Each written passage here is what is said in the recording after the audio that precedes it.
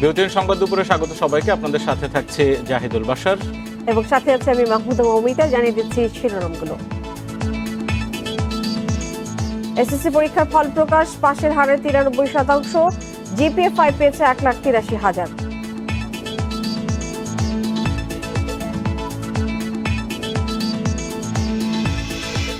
করোনার মধ্যে ফল প্রকাশ ও নতুন বই বিতরণ কঠিন হলেও সরকার সফল, জানালেন প্রধানমন্ত্রী।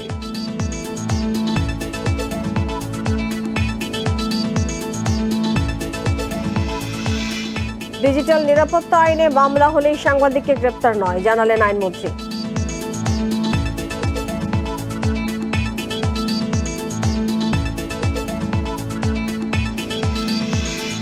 আদি বুড়িগঙ্গা উদ্ধারে কামরাঙ্গীরচরে পঞ্চম দিনের উচ্ছেদ অভিযান, বাধা দিয়েছে স্থানীয়রা।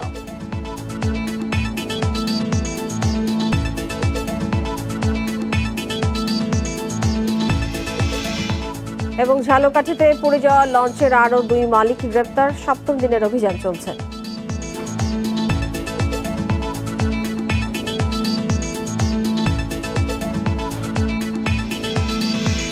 এতক্ষণ শুনছিলেন শিরোনাম, এবারে চলে যাচ্ছে পুরো খবরে। সারা দেশে এসএসসি এবং সমমানের পরীক্ষার ফল প্রকাশিত হয়েছে। এবছর পাশের হার 93.58%। জিপিএ 5 পেয়েছে 1,83,340 জন। এছাড়া মাদ্রাসা এবং কারিগরি শিক্ষা বোর্ডে পাশের হার যথাক্রমে 93.22 এবং 88.49%। এবার 14 নভেম্বর এসএসসি পরীক্ষা শুরু হয়, যা শেষ হয় 23 নভেম্বর। পরীক্ষা শেষ হওয়ার 37 দিনের মাথায় প্রকাশ করা হলো ফলাফল। বঙ্গবন্ধু আন্তর্জাতিক সম্মেলন কেন্দ্রে ফলাফল প্রকাশ অনুষ্ঠানের আয়োজন করা হয়। এসএসসি ও সমমানের পরীক্ষার্থী ছিল 22,27,113 জন। গড় পাশের হার 93.58%। জিপিএ 5 পেয়েছে 1,83,340 জন। এবার সবচেয়ে ভালো ফল করেছে ময়মনসিংহ শিক্ষা বোর্ড। এই শিক্ষা বোর্ডে পাশের হার 97.52%। জিপিএ 5 পেয়েছে 10,092 জন। এরপর ভালো ফল করেছে সিলেট ও কুমিল্লা বোর্ড। সিলেটে পাশের হার 96.78%। জিপিএ 5 পেয়েছে 4,834 জন। আর কুমিল্লায় পাশের হার 96.27%। জিপিএ 5 পেয়েছে 14,626 জন। ঢাকায় পাশের হার 93.15। জিপিএ 5 পেয়েছে 49,530 জন। চট্টগ্রামে পাশের হার 91.12। জিপিএ 5 পেয়েছে 12,791 জন। যশোরে পাশের হার 93.09। জিপিএ 5 পেয়েছে 16,461 জন। এছাড়া বরিশাল, দিনাজপুর ও রাজশাহীতে পাশের হার যথাক্রমে 90.19, 94.8 ও 94.71%। জিপিএ 5 পেয়েছে যথাক্রমে 10,219, 17,578 এবং 27,709 জন। মাদ্রাসায় পাশের হার 93.22%। জিপিএ 5 পেয়েছে 14,313 জন। এছাড়া কারিগরি শিক্ষা বোর্ডে পাশের হার 88.49%। নূরে জান্নাত, ইন্ডিপেন্ডেন্ট নিউজ, ঢাকা। করোনার মধ্যে ফল প্রকাশ ও নতুন বই বিতরণ কঠিন হলেও সরকার সফল হয়েছে বলে জানিয়েছেন প্রধানমন্ত্রী শেখ হাসিনা। সকালে গণভবন থেকে ভার্চুয়ালি দেশের প্রাথমিক ও মাধ্যমিক স্তরের শিক্ষার্থীদের মধ্যে বিনামূল্যে 2022 শিক্ষাবর্ষের পাঠ্যপুস্তক বিতরণ কার্যক্রম উদ্বোধন অনুষ্ঠানে এসব কথা জানান তিনি। এ সময় প্রধানমন্ত্রী করোনার কারণে অনলাইনে শিক্ষা কার্যক্রম চালু রাখার পরামর্শ দেন। নতুন শিক্ষাবর্ষের প্রথম দিন বই উৎসব করার কথা থাকলেও করোনার কারণে এবছর তা হচ্ছে না। তবে বছরের প্রথম দিন থেকে শিক্ষা প্রতিষ্ঠানে বই বিতরণ কার্যক্রম চলবে। বৃহস্পতিবার সকালে গণভবন থেকে প্রাথমিক ও মাধ্যমিকের নতুন শিক্ষাবর্ষের বই বিতরণ কর্মসূচি ভার্চুয়ালি উদ্বোধন করেন প্রধানমন্ত্রী শেখ হাসিনা। এ সময় তিনি সরাসরি শিশুদের হাতে নতুন বই দিতে না পারায় দুঃখ প্রকাশ করেন। অনুরোধ করছি। অনুষ্ঠানে প্রধানমন্ত্রী বলেন, নতুন বছর 34,70,22,000-এর বেশি নতুন বই বিনামূল্যে বিতরণ করা হবে। এই কার্যক্রম শুরু করেছিলেন বঙ্গবন্ধু শেখ মুজিবুর রহমান। তিনি বিনামূল্যে পাঠ্যপুস্তক বিতরণ এবং এমনকি শিক্ষার্থীদের কাপড় চোপড় পর্যন্ত তিনি বিতরণ করেছেন। 75-এর পর শিক্ষায় গুরুত্ব কম দেওয়া হয়েছিল উল্লেখ করে প্রধানমন্ত্রী দীর্ঘ 21 বছর পর ক্ষমতায় এসে আওয়ামী লীগ সরকারের নেওয়া পদক্ষেপগুলো তুলে ধরেন। ভোকেশনাল ট্রেনিং, কারিগরি ট্রেনিং শিক্ষা এবং বিজ্ঞান শিক্ষার উপর আমরা গুরুত্ব দিই। 12টি বিজ্ঞান প্রযুক্তি বিশ্ববিদ্যালয় প্রতিষ্ঠা করি। প্রতিটি মানে এলাকায় মাত্র 2 মাইলের ভিতরে যাতে একটা করে প্রাথমিক বিদ্যালয় হয় সেই ব্যবস্থা করি। পরে করোনা প্রসঙ্গে প্রধানমন্ত্রী বলেন, প্রতিবছর শীতের পর করোনার প্রাদুর্ভাব বেড়ে যায়। এ অবস্থায় অনলাইনে শিক্ষা কার্যক্রম চালু রাখতে হবে। শীতের পরপর যেন এর প্রাদুর্ভাবটা আবার বেড়ে যায়, কাজেই এখন থেকে শিক্ষা মন্ত্রণালয়কে সেই প্রস্তুতি নিতে হবে। করোনা রোধে আবারও সবাইকে টিকা নেয়ার আহ্বান জানান প্রধানমন্ত্রী শেখ হাসিনা। সাথে সাথে শিক্ষা নুরে জান্নাত, ইন্ডিপেন্ডেন্ট নিউজ, ঢাকা। এসএসসি পরীক্ষার রেজাল্ট সহ বিস্তারিত জানাতে এই মুহূর্তে মণিপুর উচ্চ বিদ্যালয় থেকে আমাদের সাথে সরাসরি যুক্ত আছেন সহকর্মী নূরে আলম। নূরে আলম, রেজাল্ট প্রকাশ হয়েছে বেশ কিছুক্ষণ আগেই। একটু জানতে চাইবো যে এই মুহূর্তে আপনি যে উচ্চ বিদ্যালয়ে আছেন সেটি ঢাকার অন্যতম একটি শিক্ষা প্রতিষ্ঠান। এই মুহূর্তে শিক্ষার্থীরা কি করছেন সেখানকার পরিবেশ সম্পর্কে জানাবেন, আর যারা এর বাইরে যারা অকৃতকার্য হয়েছে সকাল থেকে বিভিন্ন প্রতিষ্ঠানে গেছেন তারা কি বলছেন আসলে? এই শিক্ষার্থীরা তাদের এসএসসি পরীক্ষা হবে কিনা সেটি নিয়ে অনেকটাই অনিশ্চয়তায় ছিল। অবশেষে পরীক্ষা হয়েছে, আজকে ফলও প্রকাশ হয়েছে, তাই তাদের উচ্ছ্বাসের মাত্রাও অনেক বেশি। আমি যদি একটু এখানকার চিত্র দেখাই, যদিও স্কুলের পক্ষ থেকে বলা হয়েছিল যে শিক্ষার্থীদের স্কুলে আসতে নিরুৎসাহিত করা হয়েছিল, তারপরেও এই শিক্ষার্থীদের বাঁধ ভাঙা উচ্ছ্বাস সেই আসলে নির্দেশনা মানাতে পারেনি। তারা এখানে আসছে, এসে তারা উচ্ছ্বাস প্রকাশ করছেন এবং তাদের সাথে শিক্ষকরা উচ্ছ্বাস প্রকাশ করছেন। এবার যেহেতু ফল অন্যান্য বিগত কয়েক বছরের থেকে অনেক ভালো হয়েছে, তাই শিক্ষার্থীদের আনন্দের মাত্রাও অনেক। এর আগে সকাল 11টায় শিক্ষামন্ত্রী ডাক্তার দীপুমণি সংবাদ সম্মেলন করে এসএসসি ও সমমানের পরীক্ষার ফল প্রকাশ করেন। সেখানে এবার সেখানে পাশের হার ছিল 93.58%। 20,96,546 জন পরীক্ষার্থী এবার উত্তীর্ণ হয়েছে। পরীক্ষার্থী ছিল 22,40,395 জন। এবার 3,685টি কেন্দ্রে পরীক্ষা অনুষ্ঠিত হয়েছে এবং 2,960টি স্কুলে স্কুলের শিক্ষার্থীরা এই পরীক্ষায় অংশ নিয়েছেন। সেই সঙ্গে এবার শূন্য পাশ করা যে প্রতিষ্ঠানের সংখ্যা সেটি গতবারের থেকে অনেক কমে গিয়েছে। এবার 18টি প্রতিষ্ঠানের কোনো শিক্ষার্থী পাশ করেনি, গতবার যেটি ছিল 104।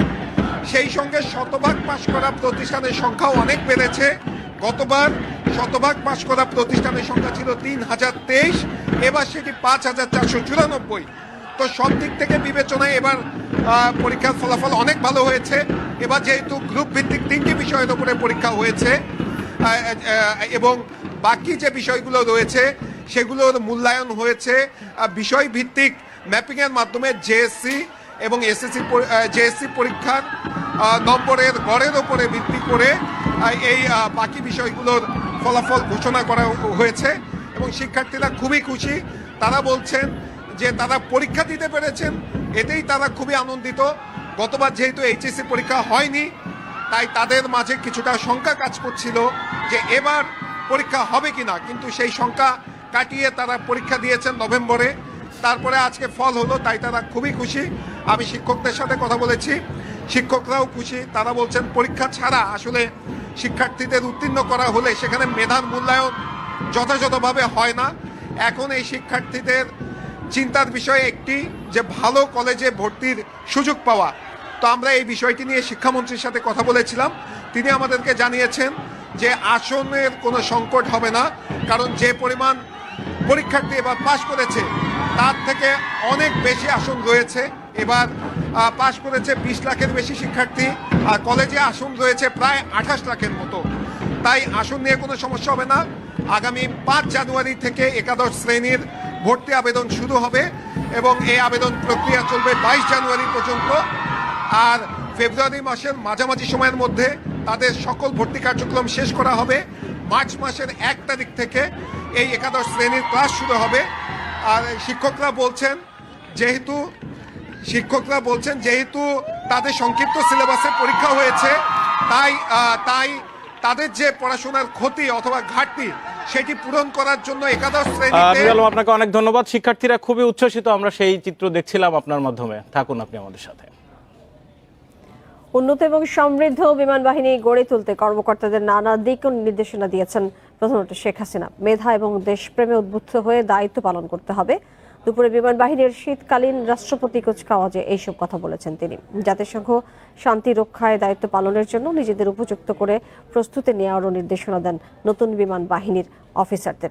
যশোরে বিমান বাহিনীর কুচকাওয়াজে গণভবন থেকে ভার্চুয়ালি যুক্ত হন প্রধানমন্ত্রী। বলেন, লালমনিরহাটের বঙ্গবন্ধু এভিয়েশন অ্যান্ড অ্যারোস্পেস বিশ্ববিদ্যালয়ে গবেষণার মাধ্যমে একদিন যুদ্ধবিমান, হেলিকপ্টার সহ বিভিন্ন প্রতিরক্ষা সরঞ্জাম তৈরি করবে বাংলাদেশ। জাতির পিতার প্রণয়ন করা প্রতিরক্ষা নীতিমালা অনুযায়ী ফোর্সেস গোল 2030 প্রণয়ন করে বিমান বাহিনীকে আধুনিকায়নে উদ্যোগ নেওয়া হয়েছে বলেও জানিয়েছেন প্রধানমন্ত্রী। জানান, ক্রয় করা হয়েছে অত্যাধুনিক যুদ্ধবিমান, রাডার, ক্ষেপণাস্ত্র সহ নানান আকাশ প্রতিরক্ষা সরঞ্জাম।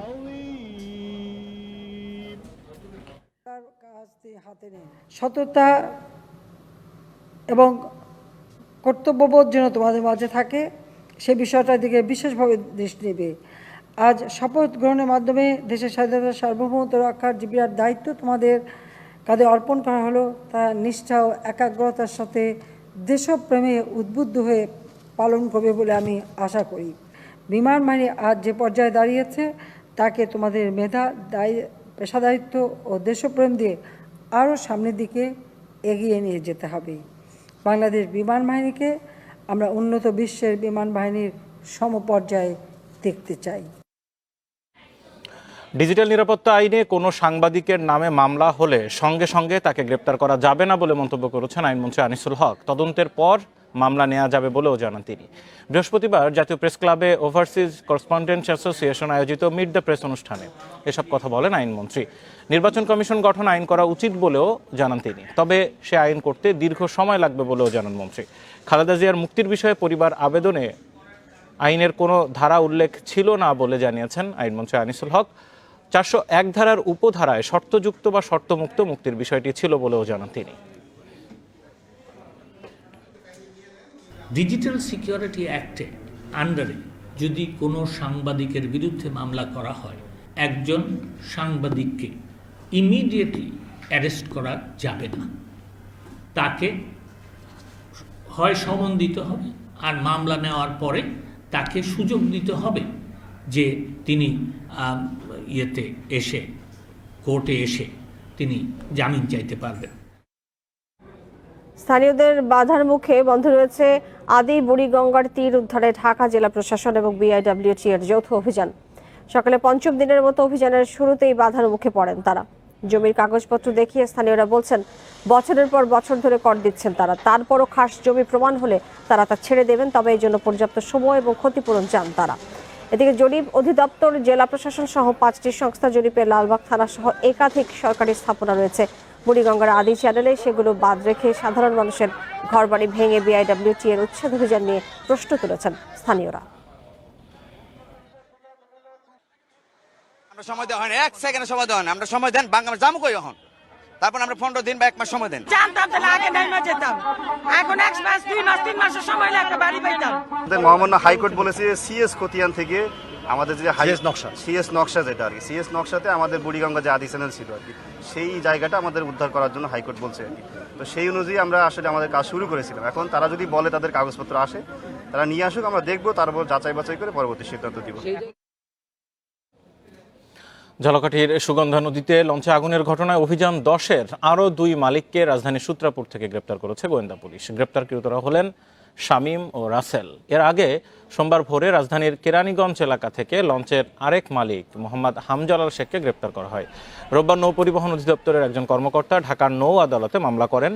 এ মামলায় লঞ্চ অভিযান 10-এর 4 মালিক সহ 8 জনকে অভিযুক্ত করা হয়েছে।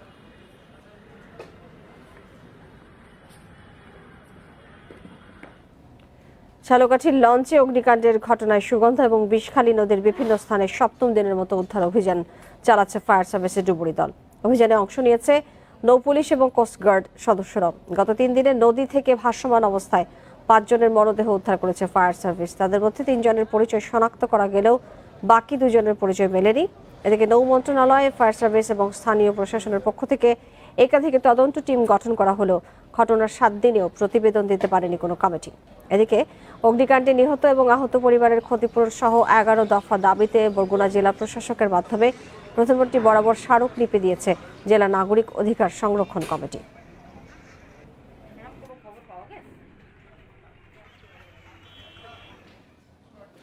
হযরত শাহজালাল আন্তর্জাতিক বিমানবন্দরে যাত্রীদের সঙ্গে অশোভন আচরণের অভিযোগ উঠেছে এয়ারপোর্ট আর্ম পুলিশের বিরুদ্ধে।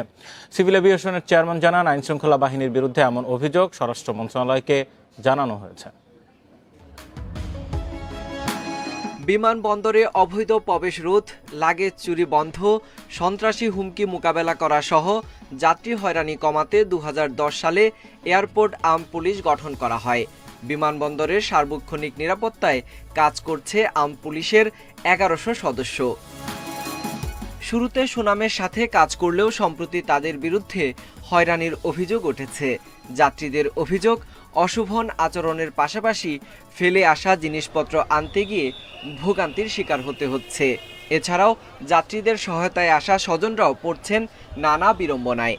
নতুন প্যাসেঞ্জার যে আগামা থাকে না সেটা উনি জানে না, উনি আমার সাথে তর্ক করতেছে এবং খারাপ বিহেভ করতেছে। আমি বললাম যে আমি এখানে আপনার সাথে তর্ক করতে আসি নাই, উনি আমারে বললো যে তোর কপাল ভালো, ঠিক আছে। একটা মুরব্বী লোক এই ব্যাগগুলো নিতেছে না, এর সাথে একটা ছেলে ঢুকতেছে, ছেলে এর ব্যাগটা একটু আগায় দিব, ওটা দিতেছে না। এ আমার বলতেছে ব্যাগ দিয়ে ফিরাইব। মাথা তো গরম হয়েছে না, কি বলে বাইরে যাও, কেন ওই যে গেছে চাইছিলাম রুলটা বাইরে বেরিয়েছে, মারবার বহুত মুশকিল। সিভিল এভিয়েশনের গণশুনানিতেও আইন শৃঙ্খলা বাহিনীর অশোভন আচরণের অভিযোগ করেন যাত্রীরা। বিষয়টি স্বরাষ্ট্র মন্ত্রণালয়ে জানানো হয়েছে বলে জানায় সিভিল এভিয়েশন। যাত্রীদের প্রতি ভালো ব্যবহার, ভালো করে সার্ভিস দেওয়াটা নিয়ে আমি মনে করি এখন যারা সিনিয়র কর্মকর্তা আছেন এখানে সুপারভাইজ করতেছেন, আমার মনে হয় অভিযোগটা আস্তে আস্তে দিনে দিনে কমে আসতেছে। তো এই ব্যাপারে স্পেশাল নজর দেওয়া হয়েছে এবং আমাদের স্বরাষ্ট্রমন্ত্রী মহোদয়ও কিন্তু ওনাদেরকে দিক নির্দেশনা দিয়েছে। এ বিষয়ে airport arm police super Rashedul ইসলামের সঙ্গে মুঠোফোনে যোগাযোগ করা হলেও কথা বলতে রাজি হননি। আমাদের আন্তরিকতার কিছু অভাব ছিল, আমি অস্বীকার করি না, আমাদের ব্যর্থতা আছে এখানে। গত 12 ডিসেম্বর বিমানবন্দর পরিদর্শনে গিয়ে নানা অব্যবস্থাপনা কমানোর আশ্বাস দেন বিমান প্রতিমন্ত্রী মাহমুদ আলী। তবে এখনো কোনো দৃশ্যমান পরিবর্তন হয়নি। Sohel Rana, independent news, Dhaka. Corona পরিস্থিতিতে জীবনের ঝুঁকি নিয়ে দায়িত্ব পালনকারী পুলিশ সদস্যদের কাজের স্বীকৃতি স্বরূপ ইনসিগনিয়া ব্যাজ প্রদান করা হয়েছে পুলিশ। সকালে রাজারবাগ পুলিশ লাইনে বাহিনীর সদস্যদেরকে ব্যাজ পরিয়ে দেন স্বরাষ্ট্রমন্ত্রী আসাদুজ্জামান খান কামাল। করোনায় মরদেহ দাফন থেকে শুরু করে চিকিৎসা, লকডাউন, কোয়ারেন্টাইন নিশ্চিত করা সহ পুলিশের নানান কার্যক্রমের স্বীকৃতি স্বরূপ ইনসিগনিয়া ব্যাজ প্রদান করা হয়েছে। কনস্টেবল থেকে শুরু করে পুলিশ বাহিনীর সকল সদস্য এই ব্যাজ পরিধান করতে পারবেন।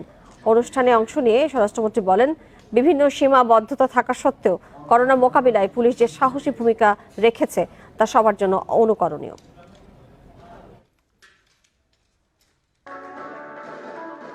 পুলিশের উপরে যা দায়িত্ব ছিল পুলিশ সবগুলি করেছেন। লকডাউনের কথা, আমাদের যাতায়াত কিভাবে নির্বিঘ্নে যেতে পারবে, যাতায়াতের সময় কে বাড়ি থেকে যেতে পারবে, কে যেতে পারবে না, ডাক্তাররা যাবে এবং কেউ ঘরে থেকে বেরোবে না, সবগুলি সেনাবাহিনীও ছিল, পুলিশও ছিল, র্যাবও ছিল, সবাই ছিল, কিন্তু মূল দায়িত্বটা কিন্তু পুলিশ পালন করেছে।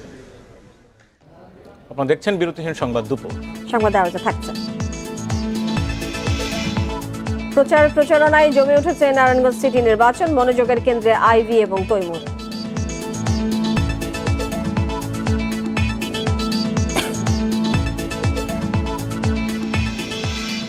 গাজীপুর ছাত্রলীগ নেতা জাহাঙ্গীর মাদক ও সহযোগী সহ গ্রেপ্তার, সিন্ডিকেটের সদস্য 50 জন।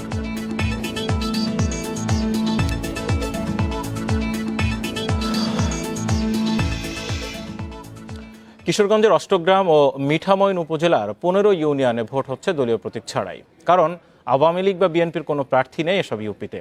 অথচ এসব ইউনিয়নের চেয়ারম্যান পদে লড়ছেন 82 জন। স্থানীয়দের আশায় এই ইউপিগুলোতে ভোট হবে সুষ্ঠু ও কোনো বিশৃঙ্খলা হবে না।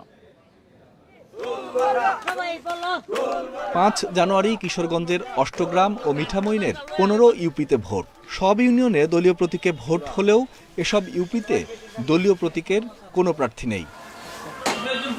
এই ইউনিয়নগুলো কিশোরগঞ্জ 4 আসনের মধ্যে, যেখানে টানা 7 বারের সংসদ সদস্য ছিলেন রাষ্ট্রপতি মোহাম্মদ আব্দুল হামিদ। এরপর সংসদ সদস্য হয়েছেন তার বড় ছেলে। এলাকাবাসীর ধারণা, রাষ্ট্রপতির এলাকায় বিভেদ এড়াতেই প্রার্থী দেয়নি আওয়ামী লীগ। মোহাম্মদের এলাকা, হ্যাঁ, সবাই আমরা এই আওয়ামী লীগের ভক্ত, আওয়ামী লীগ করি। এই বিদায় দ্বিতীয় দলীয় প্রার্থীরা না দিছে, দলীয় প্রদীপটা না দেওয়াতে আমাদের জন্য সুবিধা হয়েছে। মানে একজন চেয়ারম্যান প্রার্থী অন্ততপক্ষে সাধারণ মানুষকে ভালোবাসতে হবে, সাধারণ মানুষের সুখে দুঃখে সাথী হতে হবে।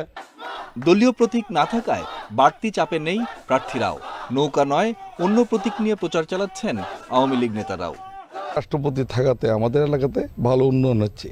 এই উন্নয়নের ধারাকে অব্যাহত রাখার জন্য জনগণ আমাকে চাচ্ছে এবং আমি জনগণের পাশে যাচ্ছি। আসলে স্থানীয় সরকার নির্বাচনে দলের প্রতীকের চেয়ে কিন্তু ব্যক্তির মূল্যায়নটাই বেশি হয়। তো আসলে দল যে সিদ্ধান্ত নিয়েছে আমরা সেই সিদ্ধান্তকে স্বাগত জানাই। নির্বাচন সুষ্ঠু করতে সব ধরনের প্রস্তুতি নেওয়া হয়েছে বলে জানান জেলা নির্বাচন কর্মকর্তা। এখানে আওয়ামী লীগ থেকে দলীয় কাউকে মনোনয়ন দেওয়া হয়নি, আমরা সেরকম কোনো চিঠি পাই নাই।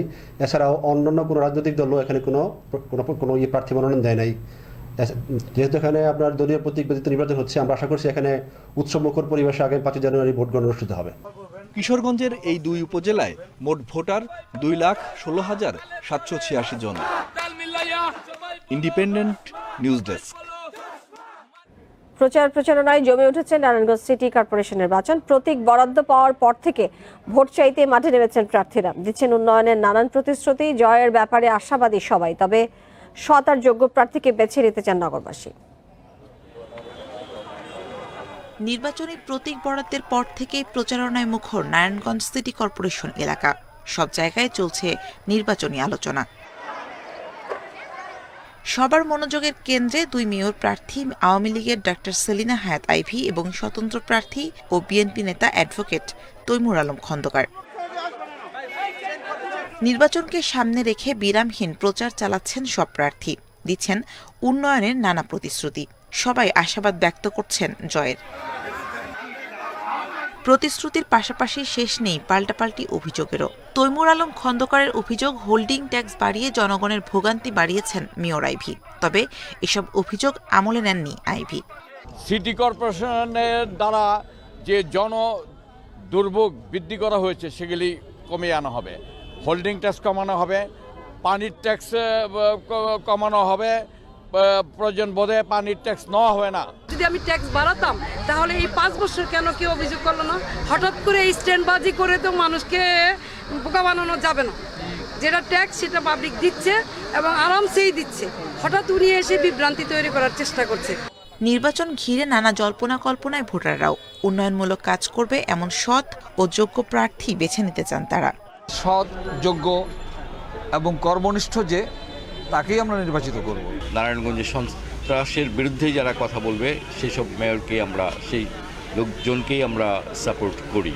আগামী 16 জানুয়ারি অনুষ্ঠিত হতে যাওয়া নারায়ণগঞ্জ সিটি কর্পোরেশন নির্বাচনে মেয়র পদে লড়ছেন 7 জন প্রার্থী। Independent news desk. Narayanganj city নির্বাচনের প্রচারণা, সেখানকার সর্বশেষ নির্বাচনী পরিবেশ নিয়ে আমাদের সাথে এই মুহূর্তে সরাসরি যুক্ত আছেন সহকর্মী রাকিবুল হাসান। রাকিবুল, প্রধান যেই 2 জন প্রার্থী তৈমুর আলম খন্দকার এবং সেলিনা হায়াত আইভী, একটু জানতে চাইবো যে পাল্টাপাল্টি অভিযোগ এরই মধ্যে গণমাধ্যমে আসছে, মূলত কোন বিষয়গুলো সামনে আসছে সেই বিষয়টা একটু জানতে চাইবো। আর ভোটাররা আসলে এই 2 প্রার্থীর মধ্যে এবং অন্যান্য যারা আছে তাদের মধ্যে কিভাবে প্রার্থী নির্বাচনে কোন বিষয়গুলোকে গুরুত্ব দিচ্ছেন? আসলে আপনি যে বিষয়টি জানতে চেয়েছেন যে আসলে 2 জন প্রার্থী প্রতিদ্বন্দ্বিতা করছে, বিএনপির নেতা অ্যাডভোকেট তৈমুর আলম খন্দকার এবং আওয়ামী লীগের মেয়র প্রার্থী ডক্টর সেলিনা হায়াত আইভী। আপনি জানেন যে 2 জনই কিন্তু নির্বাচনী ইস্তেহার এখনো তারা ঘোষণা করেনি এবং আমি একটু দেখাতে চাই যে আসলে নির্বাচনী প্রচারণা তারা চালাচ্ছেন এবং যেই বিষয়টি আপনি জানতে চেয়েছেন যে ডক্টর সেলিনা হায়াত আইভীর সাথে আমরা কথা বলেছি, তিনি কিন্তু জানিয়েছেন যে খুব শীঘ্রই তার নির্বাচনী ইস্তেহার এবং আগামীতে তার কর্মকাণ্ড কর্মকাণ্ড কি থাকবে উন্নয়নমূলক সেই বিষয়গুলি দিবে। এবং বিএনপির প্রার্থী তৈমুর আলম, স্বতন্ত্র প্রার্থী তৈমুর আলম খন্দকারও কিন্তু এই বিষয়টি তিনি জানিয়েছেন যে তাদের ইশতেহার তারা ঘোষণা করবেন নির্বাচনে। এবং ভোটাররা যে বিষয়টি বলছেন যে তারা যোগ্য প্রার্থী এবং সন্ত্রাসের বিরুদ্ধে যে কথা বলবে, নারায়ণগঞ্জের মানুষের জন্য কাজ করবে এমন মানুষকেই কিন্তু তারা আসলে তারা প্রার্থী হিসেবে নিবে। তা আমি আসলে একটু প্রার্থীর আওয়ামী লীগের মেয়র প্রার্থী ডাক্তার সেলিনা আইবির সাথে একটু কথা বলার চেষ্টা করব। আপা একটু আমাদেরকে জানাবেন যে আপনি নির্বাচনী প্রচারণায় নেমেছেন, আসলে আপনি কেমন সাড়া পাচ্ছেন এবং আগামীতে আপনার কর্মকাণ্ডগুলি আসলে কি থাকবে উন্নয়নমূলক? আসলে কর্মকাণ্ড আমি পরে বলবো না, এখন আমাকে ভোট চাইতে দেন। আমি ভোট চাচ্ছি। দেখেন সকাল থেকে আমি এই ওয়ার্ডে কাজ করছি, আমি সব জায়গাতেই মা বোনদের যেরকম সাড়া পাচ্ছি, আল্লাহর রহমতে নৌকা 16 তারিখে পাস করবে ইনশাআল্লাহ ইনশাআল্লাহ। এবং কর্মকাণ্ড যা আছে তাই কন্টিনিউ করব, আরো কিছু যুক্ত করব। শিশু বান্ধব নগরী গড়ব। মাননীয় প্রধানমন্ত্রীর জননেত্রী শেখ হাসিনার নির্দেশ হলো শিশু বান্ধব নগরী গড়তে হবে, অর্থাৎ প্রত্যেকটা ওয়ার্ডে খেলার মাঠ, শিশু পার্ক, বাচ্চাদের জন্য আপনার যত ধরনের যা কিছু দেওয়া যায় সেটা করা এবং পুকুর খাল এগুলি রক্ষা করা, মানুষের কল্যাণে কাজ করা। আর একটা জিনিস হলো এখানে না বললেই না, সিদ্ধিরগঞ্জ অঞ্চলটার মধ্যে আপনার পানির সুব্যবস্থা নাই, অর্থাৎ ওয়াসার এখানে লাইন নেই। তা আমাদের এডিবি প্রায় 800 কোটি টাকা দিয়েছে, আমি সেই পানির লাইনটা দেওয়ার ব্যবস্থা করব। ও সমগ্র সিদ্ধি অলরেডি কিন্তু আমরা প্রজেক্ট নিয়েছি, এটা শুধু টেন্ডারের অপেক্ষায় কিন্তু আছে। ঠিক আছে, ধন্যবাদ মেয়র আইবিকে। আসলে নারায়ণগঞ্জের প্রচারণা এবং নির্বাচনের যে সর্বশেষ তথ্য আমি সিদ্ধিরগঞ্জ এলাকার প্রচারণার এখান থেকে জানাচ্ছিলাম এবং নারায়ণগঞ্জ সিটি নির্বাচনের প্রচারণার খবর জানাচ্ছিলেন আমাদের সহকর্মী সেখান থেকে। 2021 জুনে নির্বাচন কমিশন ছিল আলোচনার সমালোচনায়। কমিশনের বিদায়ী বছরে স্থানীয় সরকার নির্বাচনে সহিংসতায় প্রাণহানি থামাতে পারেনি নির্বাচন কমিশন। ইউপি নির্বাচনের 4 ধাপ নির্বাচনের সহিংসতায় অন্তত 90 জন মারা গেছেন। আলোচনায় ছিল নির্বাচন কমিশন গঠনে কারা থাকছে। এছাড়া বছর জুড়ে আলোচনা ছিল কমিশন গঠনে 50 বছরে আইন না হওয়া। নতুন বছরের 15 ফেব্রুয়ারি বিদায় নেবেন KM নুরুল হুদার নেতৃত্বাধীন বর্তমান নির্বাচন কমিশন। এরপর দায়িত্ব নেবে নতুন কমিশন, তাদের অধীনে হবে পরবর্তী দ্বাদশ সংসদ নির্বাচন। তবে বছর জুড়ে আলোচনায় ছিল বিদায় বেলায় স্থানীয় সরকার নির্বাচনে সহিংসতায় ইসির ভূমিকা। ইউপি নির্বাচনে 6 ধাপের মধ্যে 4 ধাপ সম্পন্ন হয়েছে, আর এসব নির্বাচনী সহিংসতায় অন্তত 90 জন মারা গেছেন। নির্বাচনী ব্যবস্থায় কোনো গলদ নেই, মাঠ প্রশাসন তাদের সঠিক দায়িত্ব পালন করছে। ভোটার কেন্দ্রে না গেলে ইসির কি করার আছে, এমন সব বিতর্কিত বক্তব্য সবসময় দিয়ে এসেছে নির্বাচন কমিশন। ঘরে ঘরে মহল্লে মহল্লে পুলিশ দিয়ে পাহারা দিয়ে এই জাতীয় ওই অপ্রীতিকর ঘটনা থামানো যায় না।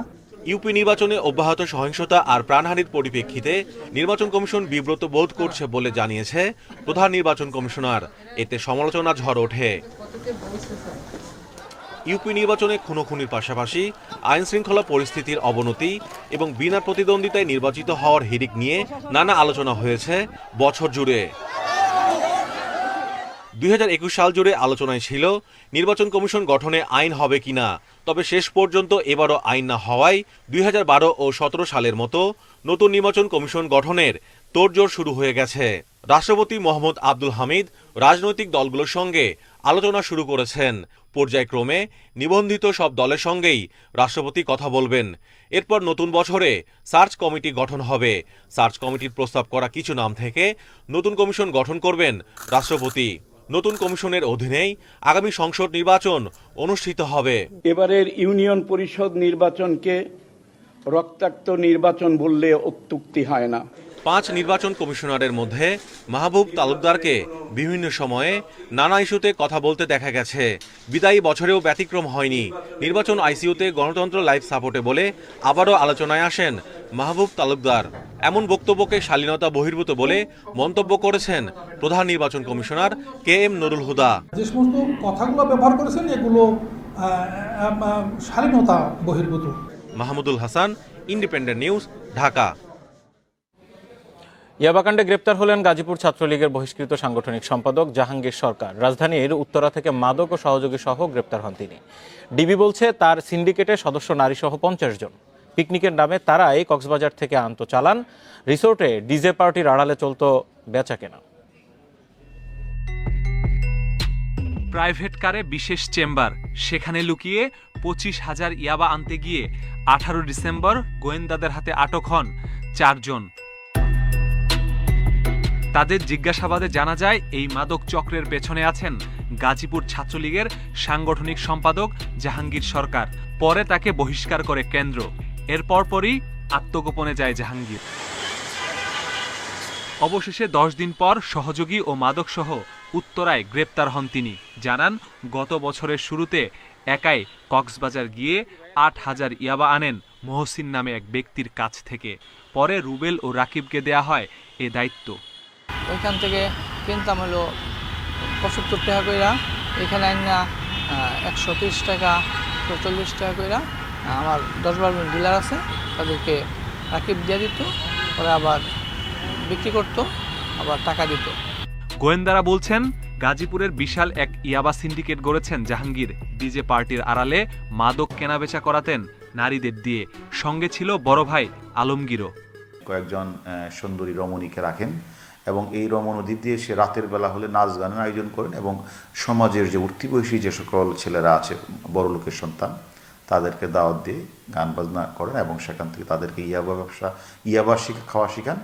ছাত্রলীগের প্রভাব ও মাদক ব্যবসার অর্থে 1 বছরের জন্য 83 লাখ টাকায় ইজারা নিয়েছেন শ্রীপুরের এমসি বাজার। সেখান থেকে মাসে আসতো প্রায় 20 লাখ টাকা। গড়েছেন পোশাক কারখানা সহ নানা প্রতিষ্ঠান। সে একটা পুরো বাজারের ইজারা দখল করে নিয়েছেন, সেখান থেকে চাঁদা তোলেন, টাকা তোলেন। সে নানাভাবে উপার্জিত অর্থ দিয়ে গার্মেন্টসের মালিক হয়েছে, সেখানে বিভিন্ন ধরনের মেশিনপত্র আছে, সেগুলোকে ভাড়া দিয়ে অর্থ উপার্জন করে।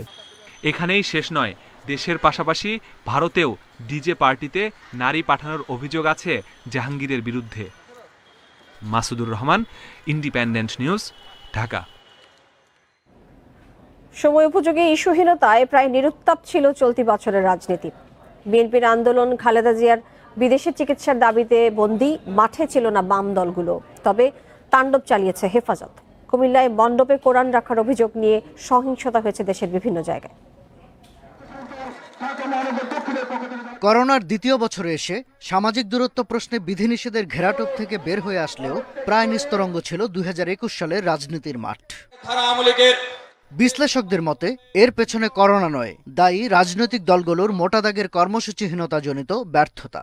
রাজনীতি যে বন্ধ হয়ে গেছে বিষয়টা এরকম না। যেটা হয়েছে যে রাজনীতির যে কন্টেন্ট, যে আপনার মূল যে সেই জায়গাটা সম্ভবত আপনার একটা টানাপোড়েন তৈরি হয়েছে। আমরা আসলে কি নিয়ে রাজনীতি করব? তারা আসলে কোনো রাজনীতি নিয়ে আসতে পারছেন না। তারা মূল কথাটি বলছেন, দেশে গণতন্ত্র নাই, সরকারকে হটাতে হবে। তো এইটা তো রাজনীতি হলো না। আমার তো কর্মসূচি থাকতে হবে যে এই সরকারের এই কর্মসূচিগুলি, কাজগুলি ভুল, আমি এসে এই কাজগুলি করব। ওদের সামনে কোনো রূপকল্প নেই। দল হিসাবে আওয়ামী লীগও ক্ষয়িষ্ণু। এবছরের মার্চে স্বাধীনতা দিবসের অনুষ্ঠানে যোগ দিতে ভারতের প্রধানমন্ত্রী বাংলাদেশ সফর নিয়ে তাণ্ডব শুরু করে হেফাজত। ব্রাহ্মণবাড়িয়া, চট্টগ্রাম সহ দেশের বিভিন্ন এলাকায় তাদের সহিংসতা ছিল আলোচিত ঘটনার শীর্ষে। এর পরপরই সামনে আসে হেফাজতের তখনকার যুগ্ম মহাসচিব মামুনুল হকের নারী কেলেঙ্কারি ও গ্রেপ্তার হওয়া নিয়ে সহিংসতা। কুমিল্লায় মণ্ডপে কোরআন রাখার ঘটনায় চালানো সহিংসতাও ছিল আলোচনায়। এছাড়া ইউনিয়ন পরিষদ নির্বাচন নিয়ে সংঘাতে হয়েছে প্রাণহানি। মূলধারার রাজনৈতিক দলগুলোর মধ্যে আওয়ামী লীগ স্বাধীনতার সুবর্ণ জয়ন্তী ও বঙ্গবন্ধুর জন্মশতবার্ষিকী উদযাপনে মনোযোগী থাকলেও সাংগঠনিক কর্মকাণ্ডে ছিল না তেমন কোনো চাঞ্চল্য। সীমিত পরিসরে কর্মকাণ্ড চালিয়ে গেলেও বছর শেষে বিএনপির আন্দোলন ছিল খালেদা জিয়ার বিদেশে চিকিৎসার দাবিতেই সীমাবদ্ধ। বাম দলগুলোকেও বড় কোনো ইস্যুতে দেখা যায়নি রাজপথে। আগে যেমন একটা ছোট মিটিং হলেও, সেটা জাসদি করুক, বাসদি করুক, বিএনপি করুক আর আওয়ামী লীগ করুক, ছোট মিটিংয়ের মধ্যেও কিন্তু একটা মানুষের জোয়ার থাকতো। এখন কিন্তু এক্সক্লুসিভ মিটিংগুলো ছাড়া সেভাবে কিন্তু আপনার গণমানুষের জোয়ারটা আসে না। অতিমারি নিঃসন্দেহে একটা ছিল, কিন্তু রাজনীতি এখন হচ্ছে, রাজনীতি এখন জুমে হচ্ছে, জুম বৈঠক হচ্ছে, রাজনীতি এখন ধরেন প্রেস ক্লাবের ছোট সেমিনার রুমে হচ্ছে। বাংলাদেশে সেই অর্থে সবগুলো রাজনৈতিক দলই ক্ষয়িষ্ণু। আওয়ামী লীগ ছাড়া বাকিগুলি যে দলগুলো ক্ষমতার বৃত্তের বাইরে, তারা ক্ষমতাসীনদের আক্রমণ একটা আছে তাদের উপরে, আরেকটি হচ্ছে তাদের নিজস্ব রাজনৈতিক দেউলিয়াপনা। তবে আলোচনায় ছিল আওয়ামী লীগ বিএনপির কজন নেতাকে দল থেকে অব্যাহতির ঘটনা। আর বছর শেষে আলোচনার খোরাক জুগিয়েছে র্যাবের বর্তমান ও সাবেক কজন কর্মকর্তার ওপর যুক্তরাষ্ট্রের নিষেধাজ্ঞা। Shahadat Swapan, independent news, Dhaka. Barishal Sher-e-Bangla medical থেকে বিনামূল্যে হৃদরোগের জরুরি ওষুধ সরবরাহের কথা থাকলেও বন্ধ রয়েছে এই সেবা। হৃদরোগ বিভাগ চালুর পর কিছুদিন সরবরাহ করা হলেও বর্তমানে বন্ধ থাকায় দামি ওষুধ কিনতে গিয়ে বিপাকে পড়েছেন দরিদ্র রোগীরা। তবে হাসপাতাল কর্তৃপক্ষ বলছে, জীবন রক্ষাকারী এসব ওষুধের যোগান কেন্দ্র থেকে বন্ধ থাকায় সৃষ্টি হয়েছে এই অবস্থা। বরিশাল শেরেবাংলা মেডিকেল কলেজ হাসপাতালে আধুনিক হৃদরোগ বিভাগ চালু হয় 2011 সালে। হৃদরোগে আক্রান্ত রোগীকে প্রথম 12 ঘন্টার মধ্যে হাসপাতাল থেকে বিনামূল্যে দেওয়া হতো 5,000 টাকা এবং 1,000 টাকা মূল্যের 2টি ইনজেকশন। প্রথমে কিছুদিন এসব ওষুধ সরবরাহ করলেও গত জুলাই মাস থেকে যোগান বন্ধ হয়ে যায়। হৃদরোগ বিভাগে বেডের সংখ্যা না বাড়লেও প্রতিদিন এখানে বাড়ছে রোগীর সংখ্যা। হাসপাতাল সূত্রে জানা যায়, এখানে হৃদরোগে মৃত্যুহার 8 থেকে 10 ভাগ। প্রকৃতপক্ষে এ হার আরও বেশি বলে দাবি রোগীদের। এছাড়া হাসপাতাল থেকে শুধু জ্বর আর গ্যাস্ট্রিকের ওষুধ পাওয়া যায় বলে অভিযোগ রোগীদের। এ জায়গা থেকে কোনো ওষুধপত্র দেয় না, আমরা সব আমাকে কিনে আনা লাগে। 75 টাকা করে একটা ইনজেকশন, এই বাহিরে কোনো কিনে এনে দিই, দেরি 2টা। আর দেয় কি ট্যাবলেট, ওই গ্যাস্ট্রিকের। সমাজ কল্যাণ থেকে আমরা অ্যাপ্লিকেশন করে ওষুধ নিয়ে আসছি, কিন্তু এখান থেকে পাইনি। হাসপাতাল কর্তৃপক্ষ বলছে, হৃদরোগের ওষুধ কেন্দ্র থেকেই পাঠানো বন্ধ রয়েছে। কিছু সংখ্যক ওষুধ পায়, তবে সেটা সীমিত পর্যায়ে। আগে যেমন ব্যাপকভাবে আমাদের করোনা ওয়ার্ডে এই ওষুধগুলো ব্যবহৃত হতো, তো সেই সময় আমাদের বাৎসরিক যে চাহিদার তুলনায় বেশি খরচ হয়ে যাওয়ার পরে এই বছর শর্টেজ হয়ে গেছে। বরিশাল শেরেবাংলা মেডিকেল কলেজ হাসপাতালে বছরে 2 কোটি টাকা মূল্যের ওষুধ বিনামূল্যে বিতরণের জন্য সরবরাহ করা হয়। Independent news desk. ক্লিনফিট ছাড়া বিদেশি চ্যানেল না চালানোর সিদ্ধান্ত এবং বাস্তবায়ন আলোচনায় ছিল বছর জুড়েই। অনেকটা বাধ্য হয়েই সরকারের সিদ্ধান্ত মেনে নেয় কেবল অপারেটররা। আর করোনা এবং লকডাউনের কারণে ক্ষতির মুখে পড়ে জাতীয় এবং স্থানীয় পত্রিকাগুলো। বছর জুড়ে আলোচনায় ছিল ক্লিনফিডের মাধ্যমে বিদেশি চ্যানেলের সম্প্রচার। 1 অক্টোবর বিজ্ঞাপন মুক্ত সম্প্রচারের নির্দেশনা দিয়ে প্রজ্ঞাপন জারি করে তথ্য মন্ত্রণালয়। বন্ধ হয়ে যায় স্টার জলসা, জি বাংলা সহ বিদেশি চ্যানেলের সম্প্রচার। শুরু হয় আলোচনা সমালোচনা। কয়েক দফায় বৈঠক করেন কেবল অপারেটর নেতারা। ক্লিনফিড নিশ্চিতে দেশের বিভিন্ন জায়গায় চালানো হয় অভিযান। টেলিভিশনে বিশেষ বার্তা দিয়ে বিজ্ঞাপন ছাড়াই বিদেশি চ্যানেল সম্প্রচার শুরু করে কেবল অপারেটররা। তথ্য ও সম্প্রচার মন্ত্রী হাসান মাহমুদ জানান, ক্লিনফিডে সম্প্রচার না হওয়ার কারণে বছরে প্রায় 2000 কোটি টাকার বিনিয়োগ হারাচ্ছে সরকার। এই সিদ্ধান্তে রাজস্ব বাড়ার আশা মন্ত্রীর। বিজ্ঞাপনের বাজারটা বিদেশি চ্যানেলের উপর চলে গিয়েছিল, এখন সেই বাজারটা অবশ্যই আমাদের দেশীয় চ্যানেলগুলো সেটির সুবিধা পাবে, এটা অটোমেটিক পাবে। এখন কে কতটুকু পাবে সেটি তাদের সংশ্লিষ্ট চ্যানেলের বিষয়। সুতরাং এগুলোর সুবিধা পুরো ইন্ডাস্ট্রি, অর্থাৎ মিডিয়া ইন্ডাস্ট্রি, পুরো ইন্ডাস্ট্রি পাবে। এদিকে করোনা ও লকডাউনের কারণে ক্ষতির মুখে পড়ে জাতীয় ও স্থানীয় পত্রিকা। সংক্রমণের আশঙ্কায় বন্ধ হয়ে যায় অনেক অফিস। সীমিত পরিসরে চলে ছাপাখানা। বাসা বাড়িতেও অনেকেই বন্ধ করে দেয় পত্রিকা রাখা। সংবাদপত্র হকার্স কল্যাণ বহুমুখী সমবায় সমিতির তথ্য মতে কেবল ঢাকা শহরেই কমেছে পত্রিকার 50% circulation. Nahid Kamal, independent news, Dhaka. আপনারা আছেন বিরতি সংবাদ দুপুরে। সংবাদ আলোচনা থাকছে। সাগরে ভাসমান রোহিঙ্গাদের আশ্রয় দিতে রাজি ইন্দোনেশিয়া, আন্তর্জাতিক চাপে এই সিদ্ধান্ত।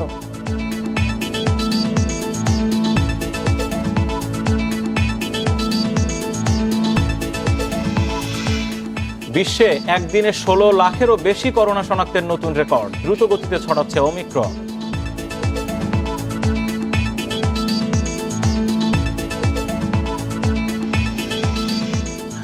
চার বছর আগে জাতীয় জরুরি সেবার নম্বর 999 চালু হলেও এ সম্পর্কে বিস্তারিত জানেন না অনেকেই।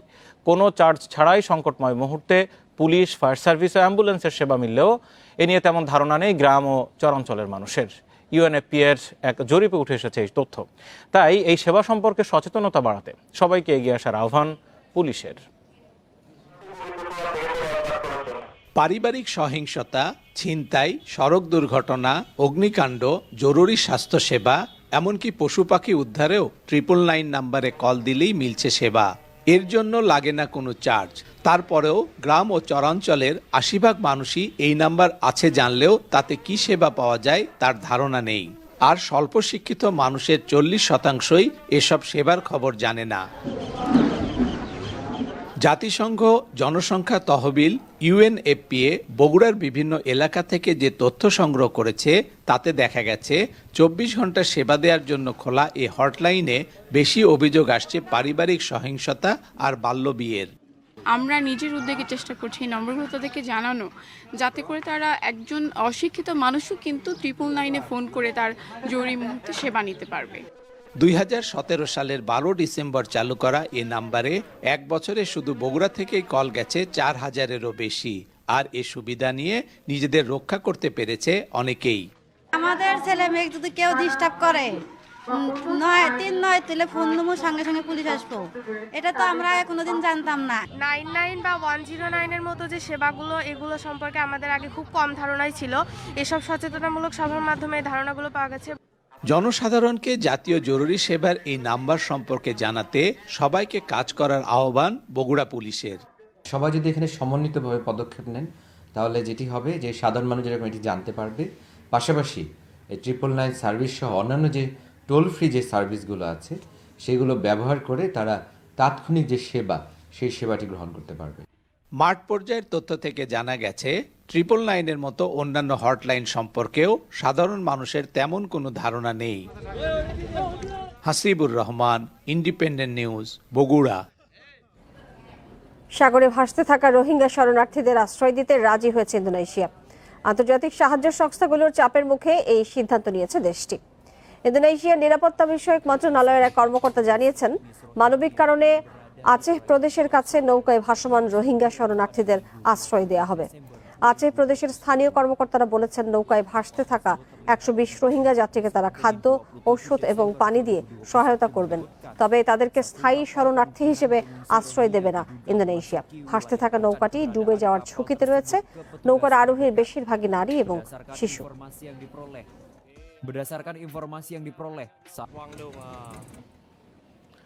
বিশ্বে একদিনে করোনা শনাক্তের নতুন রেকর্ড হয়েছে। ২৪ ঘন্টায় নতুন রোগী মিলেছে সর্বোচ্চ ১৬,০৬,০০০।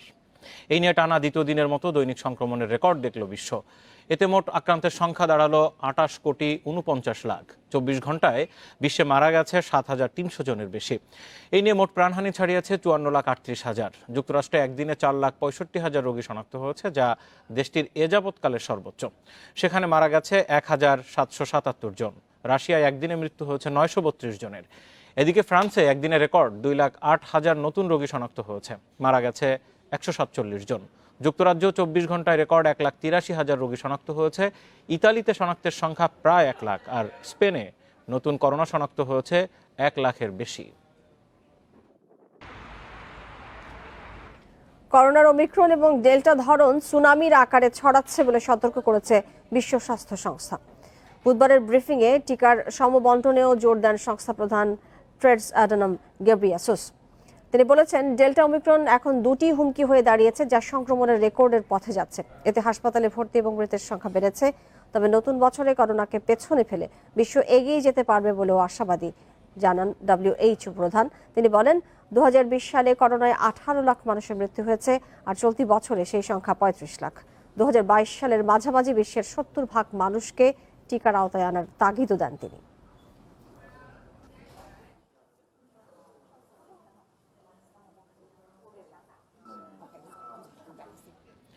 ২০২১ সালে মহাকাশ বিজ্ঞান পৌঁছেছে অনন্য উচ্চতায়। মহাকাশে পর্যটক নিয়ে বাণিজ্যিক ফ্লাইট থেকে শুরু করে সিনেমার শুটিং সবই হয়েছে এবছর। এছাড়া প্রথমবারের মতো সূর্যের বায়ুমণ্ডলে নভোযান প্রবেশ করিয়ে ইতিহাস গড়েছেন নাসার বিজ্ঞানীরা।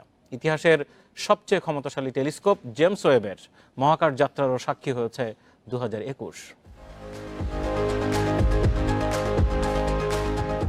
2021 সাল জুড়েই নানা সাফল্য পেয়েছেন মহাকাশ বিজ্ঞানীরা।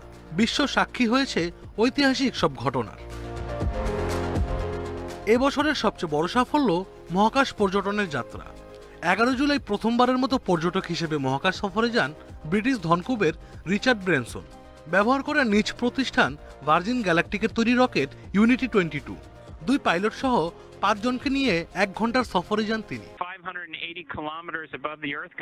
এর ঠিক 9 দিন পর ব্রেনসনের এই কীর্তি ছাড়িয়ে যায় ইলন মাস্কের স্পেস এক্স। নিজেদের ক্রু ড্রাগন রকেটে করে অ্যামাজনের মালিক জেফ বেজোস সহ 4 জনকে মহাকাশ ভ্রমণে পাঠায় প্রতিষ্ঠানটি। তবে উল্লেখযোগ্য দিকটি ছিল কোনো পেশাদার নভোচারী ছাড়াই অভিযানটি পরিচালনা করেন তারা।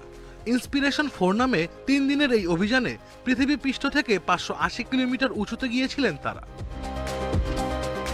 পর্যটক ভ্রমণের পর বিজ্ঞানীদের পরবর্তী চ্যালেঞ্জ ছিল মহাকাশে সিনেমার শুটিং। অক্টোবরের শুরুতে আন্তর্জাতিক মহাকাশ স্টেশনের উদ্দেশ্যে রওনা দেন রুশ পরিচালক ক্লিম সিপেস্কো ও অভিনেত্রী ইউলিয়া পিরিসিল্ড। তাদের সঙ্গে ছিলেন আরও 2 নভোচারী। 12 দিন শুটিং করেন তারা। এবছর আরেকটি ঐতিহাসিক ঘটনা সূর্যের বায়ুমণ্ডলে নাসার মহাকাশযানের প্রবেশ। প্রথমবারের মতো এই মাইলফলক স্পর্শ করে পার্কার সোলার প্রোব। গবেষণার জন্য সংগ্রহ করে তথ্য ও নমুনা। বছর জুড়ে মঙ্গল, বুধ ও চাঁদ অভিযানেও উল্লেখযোগ্য সাফল্য পেয়েছেন বিজ্ঞানীরা। বছরের মাঝামাঝিতে প্রথম বুধ গ্রহের ছবি পাঠায় ইউরোপ জাপানের যৌথ মহাকাশযান বেপি কলম্বো। মঙ্গল গ্রহ থেকে প্রথমবারের মতো পাথরের নমুনা সংগ্রহ করে নাসার পার্সিভারেন্স রোভার। এ বছরই নিজস্ব মহাকাশ স্টেশনের প্রধান ও স্থায়ী অংশ স্থাপন করে মাইলফলক স্পর্শ করেছে চীন।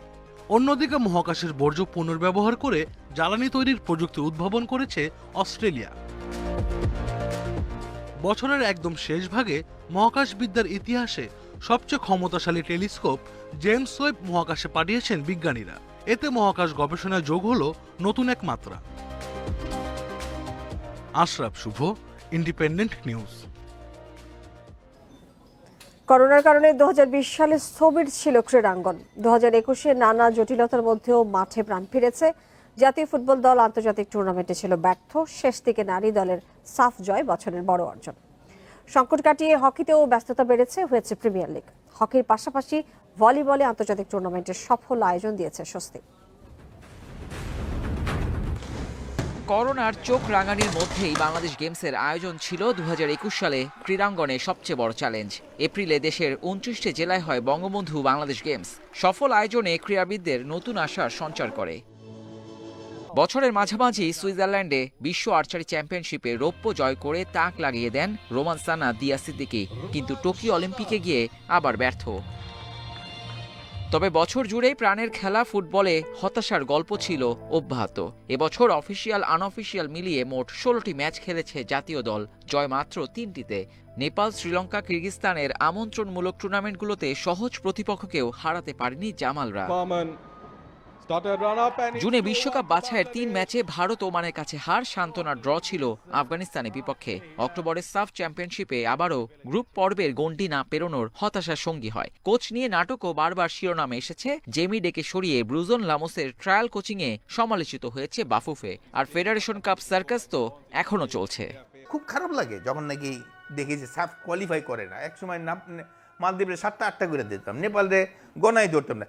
রেজাল্টই হতো ইন্ডিয়া বাংলাদেশ। সেই জায়গায় এখন কারোর সঙ্গে আমরা পারি না। এই দুঃখ রাখবো কোথায়? তবে নারীদের হাত ধরে বছরের শেষটা রঙিন। অনূর্ধ্ব 19 নারী সাফে ভারতকে হারিয়ে চ্যাম্পিয়ন বাংলার মেয়েরা। এই সাফল্য দিয়ে কোনো মতে মুখ রক্ষা বাফুফের। স্থবির হকিতে প্রাণ ফেরে প্রিমিয়ার লিগের মাধ্যমে। আবাহনী মোহামেডানদের হতাশ করে ট্রফি যায় মেরিনা রিয়াংসের ঘরে। তবে জাতীয় দলের জার্সিতে বছর শেষে এশিয়ান চ্যাম্পিয়ন্স ট্রফিতে যথারীতি ব্যর্থ বাংলাদেশ। সবশেষে এশিয়ান সেন্ট্রাল জোন ভলিবলের ফাইনালে উঠেও শ্রীলঙ্কার কাছে হেরে রানার্স আপেই সন্তুষ্ট থাকতে হয় বাংলাদেশকে। তবে করোনার দ্বিতীয় বছরে খেলাধুলা মাঠে ছিল ভালোভাবেই। ঘরোয়া আয়োজনের পাশে আন্তর্জাতিক নানা আয়োজনে মুখর ছিল ক্রীড়াঙ্গন। সফলতা সেখানেই। Abidur Rahman, independent news. European ফুটবলে আবারও ভীতি ছড়াচ্ছে করোনা। ইপিএল এবং লা লিগায় একাধিক ফুটবলার ও কোচিং স্টাফ কোভিড পজিটিভ হওয়ায় বাড়ছে অস্বস্তি। শঙ্কায় পড়েছে ইউরোপের শীর্ষ লিগগুলো। অবস্থার অবনতি হলে আসতে পারে নতুন বিধিনিষেধ। পরিস্থিতি মোকাবিলায় নিয়মে পরিবর্তনের তাগিদ দিয়েছেন প্রিমিয়ার লিগ দলগুলোর কোচেরা। শেষ হয়েও যেন শেষ হচ্ছে না করোনার ভয়াবহতা। প্রাণঘাতী ভাইরাসটির নতুন রূপে আত্মপ্রকাশে শঙ্কায় ইউরোপিয়ান ফুটবল। অপ্রত্যাশিত গতিতে ওমিক্রন ছড়িয়ে পড়ায় এলোমেলো সূচি। করোনা পজিটিভ খেলোয়াড় ও কর্মকর্তার সংখ্যা বাড়ায় অনিশ্চয়তা ইউরোপের শীর্ষ লিগগুলো। করোনা প্রাদুর্ভাবে বিপর্যস্ত লা লিগা। সবচেয়ে বেশি বিপাকে দুই জায়ান্ট রিয়াল মাদ্রিদ ও বার্সেলোনা। চলতি মাসেই দুই ক্লাবের 17 ফুটবলারের শরীরে মিলেছে করোনার উপস্থিতি। তালিকায় নতুন সংযোজন রিয়ালের কামাভিঙ্গা, ভালভার্দে, ভিনিসিয়াস, আর বার্সার ডেমবেলে, উমতিতি, গাভি। করোনার হানায় পর্যুদস্ত ইংলিশ প্রিমিয়ার লিগও। চলতি মাসে রেকর্ড 103 জন ফুটবলার ও কোচিং স্টাফ করোনা আক্রান্ত হয়েছেন। বুধবার নতুন করে যুক্ত হয়েছেন আর্সেনাল ম্যানেজার মিকেল আর্তেতা। করোনার নতুন ধরন অমিক্রনের জন্য আবারও ইমার্জেন্সি পরিস্থিতি চালু করেছে ইপিএল কর্তৃপক্ষ। ম্যাচের আগে সবারই করোনা টেস্ট করা বাধ্যতামূলক করা হয়েছে। গ্যালারিতে দর্শক প্রবেশেও থাকছে বিশেষ সতর্কতা। বর্তমান পরিস্থিতিতে কম বেশি সব দলই ভুগছে। টানা খেলার পাশাপাশি করোনার ঊর্ধ্বগতি লিগকে শঙ্কায় ফেলে দিচ্ছে। এই অবস্থায় বদলি ফুটবলারের নিয়মে পরিবর্তন আনা জরুরি। সতর্ক অবস্থানে বুন্দেসলিগাও। করোনা পরিস্থিতির অবনতিতে দর্শকশূন্য স্টেডিয়ামে হবে সব ম্যাচ। নতুন বছরের প্রথম সপ্তাহের বৈঠকে নেওয়া হবে পরবর্তী সিদ্ধান্ত। Mohammad Nazim, independent news. এদিকে আজ রাতে মাঠে নামছে রোনালদোর ম্যানচেস্টার ইউনাইটেড। ওল্ড ট্র্যাফোর্ডের রেড ডেভিলদের অতিথি বার্নলি। ম্যাচ শুরু রাত 2:15। নিউক্যাসল ম্যাচে জয়ের ধারা ভেঙেছে ম্যান ইউনাইটেডের। ঘরের মাঠে হতাশা কাটিয়ে জয়ে ফেরার সুযোগ রেড ডেভিলদের, সাথে লক্ষ্য পয়েন্ট টেবিলে উন্নতির। চোটের কারণে থাকছে না পল পগবা, নিষেধাজ্ঞায় ব্রুনো ফার্নান্দেজ, তার জায়গায় থাকছেন ফন্ডিবিক। শুরুর একাদশে গ্রিনউড রাশফোর্ডের সঙ্গে হতে পারেন সানচো কাভানি। অন্যদিকে পূর্ণ শক্তির দল নিয়ে স্বাগতিকদের রুখে দেওয়ার পরিকল্পনা বার্নলির, যদিও পরিসংখ্যান পক্ষে ম্যান ইউনাইটেডের। দু দলের সবশেষ 5 দেখায় 1 ড্র এবং 1 হারের বিপরীতে 3 জয় রেড ডেভিলদের।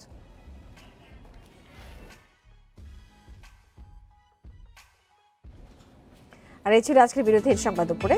ধন্যবাদ আপনার সাথে থাকার জন্য। ফেসবুক, ইউটিউব আর টুইটার অ্যাকাউন্টে রাখুন চোখ, দেখবেন আরো বিস্তারিত সংবাদ।